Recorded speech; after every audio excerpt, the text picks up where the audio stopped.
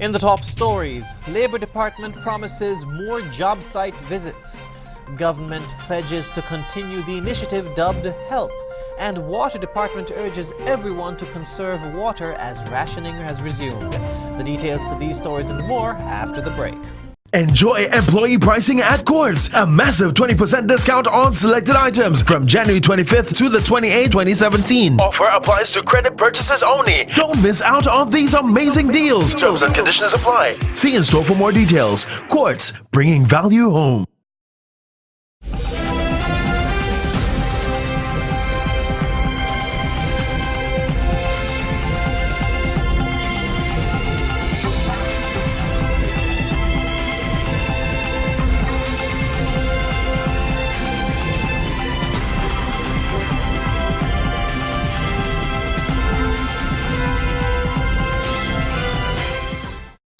Hello and welcome to the ZIZ Channel 5 newscast. I'm Jason Davis, sitting in for Carla Berridge. Officials from the Department of Labour on St. Kitts are expected to have an increased presence at various workplaces to ensure that labour relations remain cordial and the environment is safe and healthy for all. At the first in a series of town hall meetings under the theme Good Governance and Accountability for Prosperity on Tuesday, Minister of Labour, the Honourable Vance Amory, said that stable relations between employers and employees are critical to the continued growth of the economy. We're not here to wait for complaints to come for us to adjust those complaints. We're taking a proactive approach to the business of labour arrangement. And the report from the acting Labour Commissioner is that they will be doing at least 25 site visits every month. Safety concerns and employee performance at construction sites have traditionally been areas where a high number of complaints have been registered at the department. Labour officials are preparing to host a workshop for contractors in the first week of March to ensure that they're up to speed with their obligations under the labour laws, as well as to improve the safety record of construction sites. However, Minister Amory said the goal of the department is to improve occupational standards across the board. These are things which we have to address so that the people, our people who work in those establishments, whether it's at Port Zante or on the Peninsula or at the Marriott or at OTI or at TDC or Horsfords or wherever people work, that we have to be satisfied that they are treated fairly and in accordance with the law. Amory also noted that it was important for employees to work hard and give their best to the employers, as the success of the business is in their best interest. He said employers must be satisfied that the people whom they hire to work will give a fair and honest day's work for a fair and honest day's pay. Minister of Human Settlement, the Honourable Eugene Hamilton, says the government will continue the ongoing House Enhancement Loan Program, or HELP, which was designed to aid families earning a monthly income of under $3,000. The program assists eligible applicants with projects that build upon an already existing home. However, Hamilton said although they have helped a number of persons in the program, the ministry has seen many applicants who do not meet the criteria. Over 150 persons were helped, nearly $900,000. But we have a ton of applications coming. And quite frankly, I've seen applications from people with $4,000 income and $5,000. Let me say here and now, this government, in its manifesto, outlined a $500 contribution to those homeowners, households with less than $3,000. And this program is designed to fall into that category. Minister Hamilton said he's confident in the continuation of the program. I have the confidence that the Cabinet will give support to continue this program for the next year or so. And so over the next year, think about it. When you put your application in and you get it approved, consider that it is part of the overall responses by the government to provide those persons with income less than $3,000 some support. It may not be the check, but it is the same value given to those householders who need that help. Minister of Human Settlement, the Honourable Eugene Hamilton. And with water rationing now resumed for Basse-Terre and nearby areas, the head of the Water Services Department is calling on everyone to do what they can to save water. Acting Water Manager Denison Paul shared a few tips to help persons conserve while the rationing is ongoing. Have been year-round years now, particularly since the drought, trying to encourage our people to conserve water. Conserve means to save, not to waste, to use it wisely. And so there are several tips we have been repeating over and over again, that you don't have to shower for 20 minutes. A 5-minute shower with the top off and your soap and your rinse, a 5-minute shower is good enough. You don't have to have the water running while you're brushing your teeth. Paul noted that persons have improved their conservation skills since the drought began in 2015. So I have to give the people credit. We are seeing signs that our people are wasting less and that the message is finally getting through. I have worked at the water department all my life, and for the first time in 2015 I have seen water rationing. It means that we don't have the water we used to. The little we have to waste it less, so that government would not have to spend millions upon millions of dollars for new water, for new capital projects, when we can do what we know is best for all of us. The water rationing began on Wednesday and will run from 10 p.m. to 5 a.m. daily. The affected areas are the Basse-Terre, Bird Rock, Half Moon and Southeast Peninsula regions. Meanwhile, Minister of Public Infrastructure, the Honourable Ian Liebert, says his government is working to resolve the issue of water rationing. He said the public can expect the supply of 900,000 gallons of water later this year. He made the statement while speaking at the recently held town hall meeting in Molineux on good governance and accountability for prosperity. The water situation, although the rainfall improved gradually during the 2016 rainy season, August to December, this I'm advised is not adequate to recharge and to compensate the rainfall deficits in 2015 and 2016. But we are at present still looking at the drilling of wells north of the airport, and we do believe that before the end of this year we will get some 900,000 gallons and more to augment the source in Basse-Terre. Minister Liebert also thanked the general public for their continued patience and encouraged all citizens to implement water conservation methods while the rationing is ongoing. After the break, contraband found at Her Majesty's prison and customs officials pay tribute to former officers. We'll tell you more when we come back.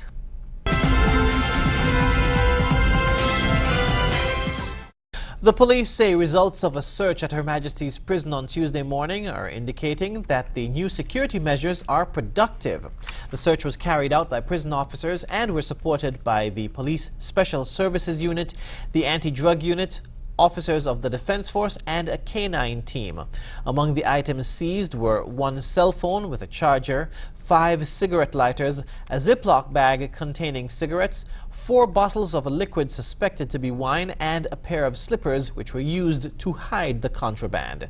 Commenting on the recent search, Deputy Commissioner of Police Hilroy Brandy said, quote, "I'm encouraged by the find. The numbers clearly show that the measures taken by Prison Superintendent Hodge and his team are bearing fruit." End quote.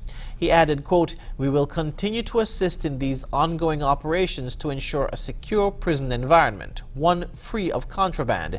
This is a cat and mouse game, and I'm encouraged by the results of this search." End quote. We have more information on the Monday night shooting at Shaw Avenue. Police have confirmed that a juvenile was shot in the leg during the incident. He was taken to JNF General Hospital for treatment. Investigators from the Violent Crimes Unit are encouraging anyone with information about the shooting to contact the nearest police station or Crime Stoppers at 1-800-8477. In other news, as part of activities to commemorate Customs Week 2017, officers paid tribute to former customs officials who have been significant in the institution's history. On Thursday morning, a contingent visited the homes of these former officers to thank them for their contribution. In one of the first stops, Comptroller Jared Bell paid tribute to former Assistant Comptroller Terry Adams. It goes without saying when he was there what he stood for and the reputation that he was able to garner. I don't think that Mr. Adams' name is a name that time will ever be able to edge out of the history and the embodiment of what customs means. He has been a staunch officer in terms of his enforcement capabilities. He helped us to bring about a lot of the reforms that we have today in terms of customs being out there and leading when it comes to the border security aspect of things. Mr. Adams thanked the officers for taking time out to honor him for his contribution. I want to thank you all, Mr. Comptroller, and your entire staff for coming here today and honoring me. It means a whole lot, and I appreciate it. I wish you and your staff the very best. The officers also visited former Executive Officer Mary Morton, who spoke of her fond memories working at Customs. I really enjoyed the work at the Customs Department. It was crazy at Christmas time and at Easter time, but it was a privilege serving people and helping people because everybody wanted to get out the packages for Christmas and for Easter. And if you weren't lucky, you would spend Christmas there at the Customs Department. But it was fun. The visit to former customs officers falls on International Customs Day, January 26, and formed part of a week of activities that include a church service, an open day, and a panel discussion. With just 5 months before the hosting of the 21st anniversary St. Kitts Music Festival, music lovers will get a sample of what to expect this year when the committee reveals some of the performers next week. Chairman of the Artist Selection Committee, Ambassador Jonell Powell, says the Music Festival Committee has invested most of the last 6 months in careful planning and negotiations to attract top regional and international acts who would build on the performance standards that were set last year. We have been, as a selection committee, working on this for a number of months now, since last year. We ideally had hoped that we would be in a position to announce during Carnival, but that was not possible, and so we didn't want to rush things because we wanted to get it right. We wanted to bring a lineup that attracts tourists and excites locals the same way. Ambassador Powell said the public can expect to hear about a number of new initiatives to improve the music festival experience at the launch. We have implemented a few changes that we think are going to enhance the whole music festival experience, and so we're going to be speaking a bit about that. We are going to be coming with a new concept for the Thursday night in particular, so we want to encourage people to listen in and see what we have, and so we are at a point now earlier than we've traditionally done it, and we feel that we are ready to bring the St. Kitts Music Festival to the people and get the party started early. The official announcement of artists is scheduled for Wednesday, 1st February. The St. Kitts Music Festival will be held from Thursday 22nd to Saturday 24th June at the Warner Park Stadium. Coming up, over 600 cases of sexual abuse reported in Trinidad and Tobago in 1 year. The details when we return.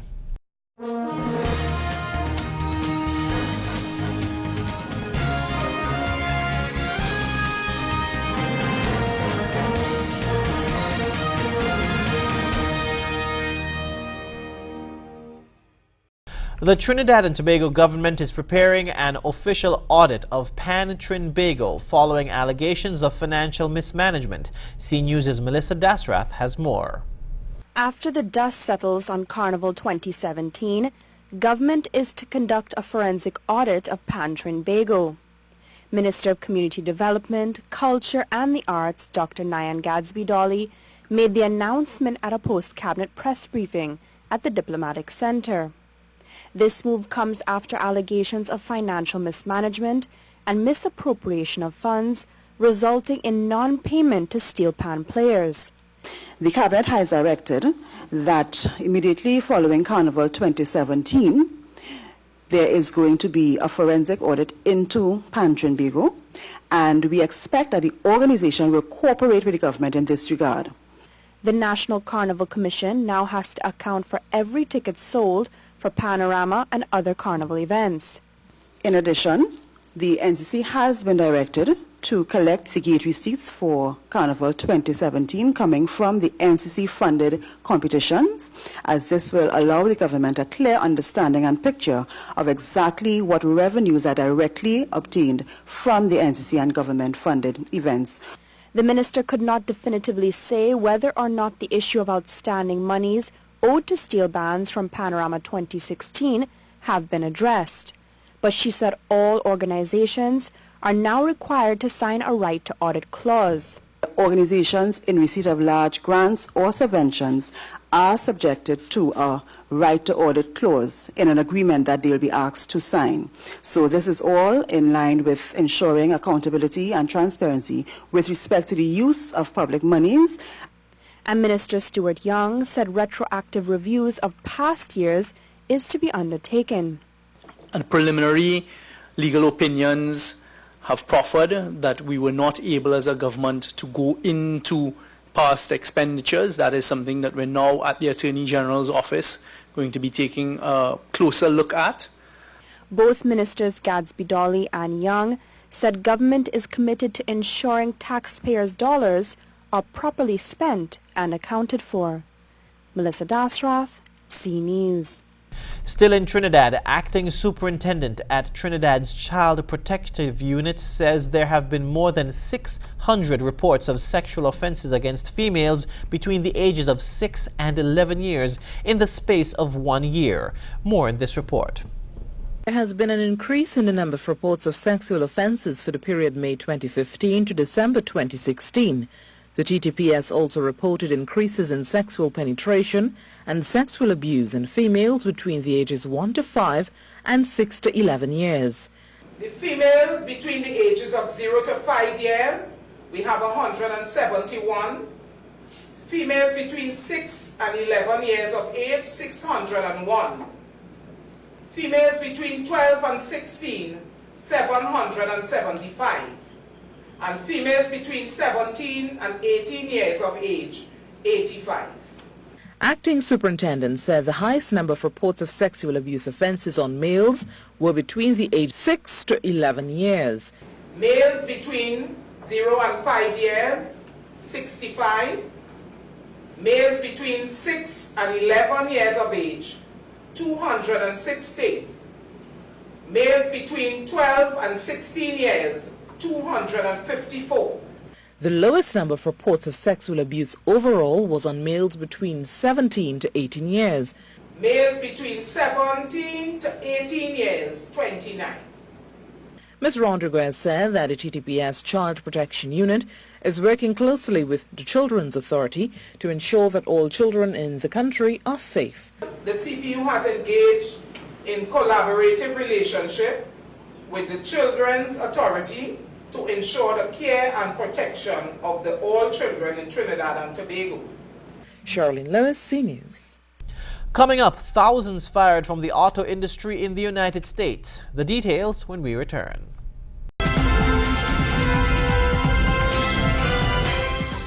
Hello and welcome to Upfront. The Ministry of National Security is currently working with an international social skills consultant and crime reduction specialist who's here in the Federation up until March, working with the police and various other groups in society, all in an effort to reduce crime, especially among the youth. With me in the studio is Mr. Niels Chaitan to tell us more about, his work and how he'll be working with various forces here. Good evening, Mr. Chaitan. Hi, Jason. How are you doing? It's good to have you back. Thank you very much. Yeah, you were here sometime back, I think maybe either last year or the year before. Last year. Last year, right. Pretty much doing the same thing, working with the police, working with the community. So tell us, what's the difference between then and your return this year? Yeah, when I came in June last year, it was, well, I was in March. And March was like a pathfinder to see what's going on. And then I came back in June, contracted by the Ministry of National Security as a consultant. Here I brought this 4-dimensional blueprint to sustainable crime reduction called the EDA, EDER. Well, we talked about it last time. So right now it's the executive part of the EDA. That means where we go to work and get that done. So it is, we do the diagnostic piece. Of course, as we said, the E is for enforcement, so I leave it to the police. I imagine doing a great job, right? But the D is diagnostic, and so we must know what's happening inside there. So we will be doing something on the 9th of February, which is a national symposium, and where we look at 12 psychosocial roots of crime and violence. But currently, we are deep into the educational piece of it. So we are into the schools, every high school in the Federation. Then we do some primary schools between. We do community, we do PTAs, we do, the program is called Project Stop and Think. And of course, we try to teach students to stop and think, but parents got to stop and think. Teachers got to stop and think, so we do that there too, right? And of course, the R is rehabilitation. So we are in the jail, the prisons, Nevis, Bastia, and New Horizon. Okay. Now you mentioned you've already been speaking to high school students and primary school students, particularly about the stop and think aspect of it. Right. Yeah. So what's the response been like? It's been amazing. It's been amazing. And the good news about it is that the media is picking it up. SKNIS had some actual responses from students at AVIC. Observer ran it, by the way. What the students are saying. As a matter of fact, Tuesday, I was at AVIC, and when I was finished, a young man said to me, "I want to talk to you." So I said, "Sure." He said, I was walking down the street with a girl, and this guy liked the girl apparently, and it's not my girlfriend or anything. We're just walking, and he wanted to get her attention, and she wasn't bothering him, and he came and attacked me. And he said, "Sir, I got so angry, but I remembered your voice. Always stop and think before you proceed." And he said, I was backed right out. Man, he almost brought a tear to my eyes. But it's working, Jason. Everywhere we go, Sandy Point, Virchilds, wherever we go, people are picking up that thing. That it's important to stop first. Stop and think, because think you will. Think before, because, my friend, you'll think after, when it's too late. Interesting. Well, that is very true. I think people aren't thinking enough these days. Now, aside from the schools, who else are you reaching out to? Schools and PTAs? The community at large. Monday, this week, we are doing the Keon area as a community piece. We are doing the Sandy Point area as a community piece. And sometimes they may not come to the community center. So, for example, we went Upper Keon, outside, in the junction there, and speak to the young men. So however we could bring the message, we are going to bring the message. And these are just the guys that are hanging out? Oh, yeah, just on the block. Are they willing to talk to you, though? My friend, it's unbelievable. When I went to Upper Keon, a young man came in, and his body was turned this way. I was talking there. His head was turned this way for the whole hour. I thought this guy was going to get a stiff neck, right? But when I was finished, he said, "Sir, I like that. Can I get a poster and your book?" I'm bringing it back for him. It's getting there. Because people realize, hey, when I went to the jails, young men in the jails said to me, "Sir, if I'd heard that before, I wouldn't be here." So when I go to the communities, I'm telling them, "Your buddy in the jail, he said to listen." He's sorry he didn't get it, right? So it's making a difference. But Jason, I think what's most important, it has made a difference in my life. When I speak about it, I know what I'm talking about, because if you read my book, Respect, you'll see my episode with disrespect too, right? So I'm not coming here as philosophizing. I'm coming anecdotal. Been there, done that. From a very practical point of view. Practical point. Well, we'll be seeing much more of you over the next couple of months. So it's been a pleasure speaking with you. Thank you very much, Jason. And I'm sure I'll be speaking with you again in the near future. For sure. Not a problem. Thank you. I've been speaking with Niels Chaitin. He's a social skills consultant and a crime reduction specialist working with the Ministry of National Security, speaking with students, parents, various community groups, all in an effort to reduce crime, particularly among the youth. Stay tuned. More news after this. Need a new stove, fridge, bed, or TV? Short on cash? Come to Courts and let's get it done! Trade in your old items for 15% off the purchase of a new one and get what you need now with Courts Ready Finance. So let's get it done! Only at Courts, bringing value home.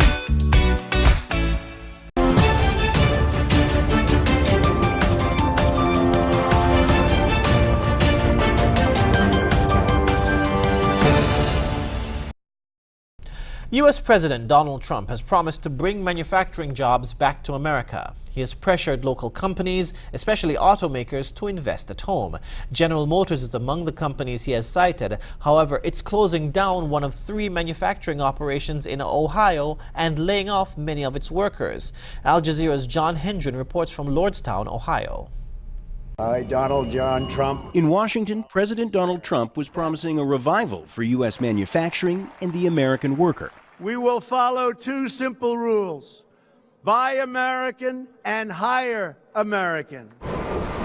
As he said those words in his inaugural address, 1,000 workers at the General Motors plant in Lordstown, Ohio, were walking off the job for the last time.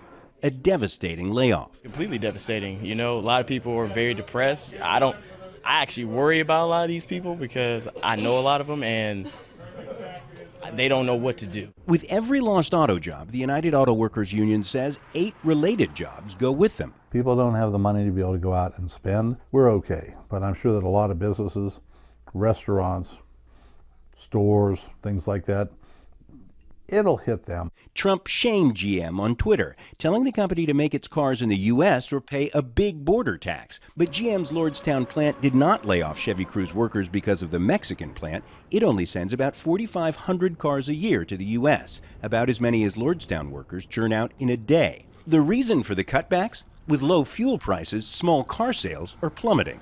Trump had also scolded Ford for planning to build a new plant in Mexico. When Ford later scrapped that plant, CEO Mark Fields told Al Jazeera the cause was that same small car slump, not Trump. Primary reason we're canceling that plant is simply because we didn't need the capacity anymore. Trump may miss some of the nuances of the auto industry's global operations, but many union workers in industrial towns like this say that doesn't matter.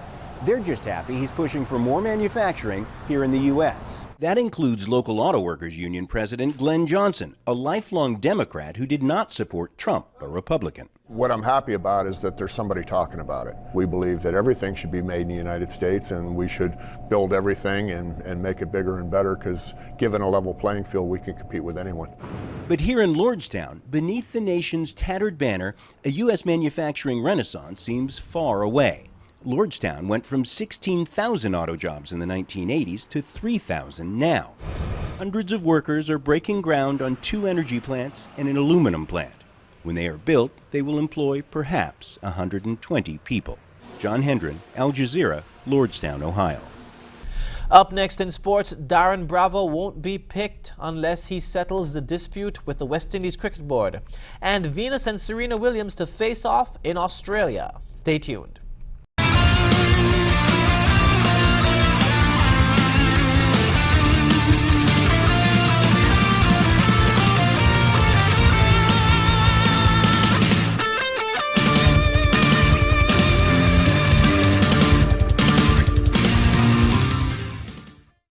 Darren Bravo will not be considered for West Indies selection until he settles an ongoing dispute with the West Indies Cricket Board.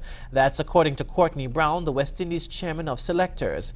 Bravo was forced to return home from Harare on the eve of the November Tri-Series in Zimbabwe after the WICB cancelled his match contract, reacting to his criticism of board president Dave Cameron.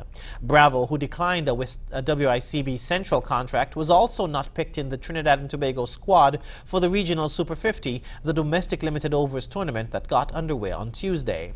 Bravo recently had a Skype meeting with WICB officials, but the details have not been made public. In the current circumstances, Brown said Bravo could not be selected despite being, quote, one of our better players, end quote. At this stage, all I know is there is supposed to have been some discussion between Darren's team and the WICB, Brown told Line and Length Network, a Barbados-based TV station. He said, quote, until that is settled, I don't think there will be much going on in terms of Darren playing cricket. He's a talented young man, one of our better players. Obviously, it was sad to lose him, but at times these things happen. You just need to deal with it and see how you can get him back on the cricket field playing. End quote. West Indies' next international assignment is a 3-match ODI series at home against England in early March, followed by a full series against Pakistan beginning on March 31 in Trinidad and Tobago. CNN's Don Riddle reports on the Chapecoense football team in Brazil, who will play their first competitive match following the club's tragic plane crash late last year. Tulio de Melo knows this building well. He used to live here when he played for Chapecoense in 2015, and when he left the club, he rented his apartment to one of his teammates. Then, the devastating plane crash killed almost all of his old friends, including his tenant. And so now he's moved back to help out with the team's reconstruction. I think the city is moving on because we must, that's life, we must move on. It's a problem never before faced in modern professional football. How do you rebuild a team almost from scratch? With just a little more than 50 days between the crash and the start of the new season, it's a problem Chapecoense has had to tackle head on. It's more difficult to reconstruct the club from zero. We don't know in the field, you look to the right, you look to the left, behind or in front of you. You've never seen that players in the field before. One part of the problem was also a part of the solution. The players were recruited so fast and all at the same time that none had a place to live. So their 2 weeks all together in a downtown hotel turned out to be a valuable bonding exercise. Only 3 players who didn't travel on the flight remain from last year's team. Neto and Alan Rochelle survived, but will be in recovery for a while. So the team promoted 10 players from the youth side, recruited 22 on loan, and bought just 1 to make a squad of 38. And it's not just the players. Virtually the entire backroom staff died in the crash too.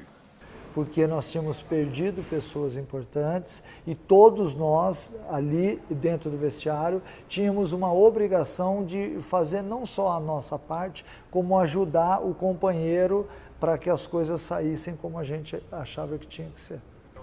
And it doesn't sound like anyone is complaining. Everyone at Chapecoense knows that this isn't just any old club in any old season. This is the very most important season of our lives.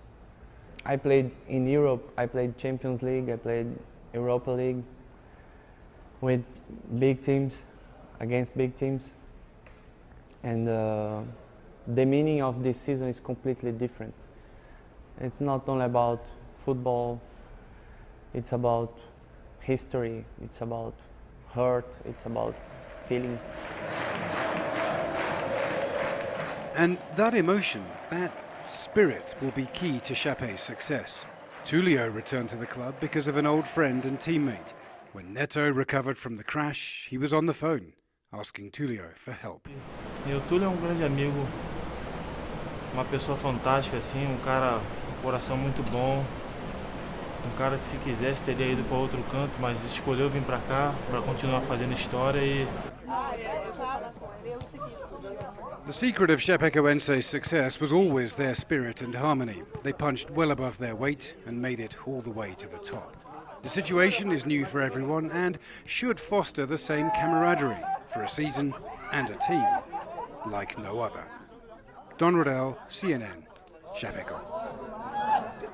In tennis, Venus and Serena Williams will meet in a Grand Slam final for the 9th time after the American sisters came through their semifinals in Melbourne. 13th seed Venus beat fellow American Coco Vandeweghe 6-7, 3-7, 6-2, 6-3 to reach her first major final since 2009.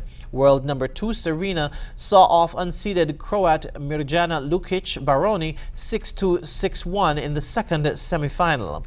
Serena is attempting to win an Open-era record 23rd Grand Slam singles title. It would also be a 7th Australian Open victory for the younger Williams sister, while Venus hopes to win an 8th major title, first in Melbourne and first since Wimbledon in 2008. Saturday will be their first Grand Slam final against each other since Wimbledon 2009, when Serena won in straight sets. When we come back, we'll have another look at the stories that made the headlines. Stay tuned.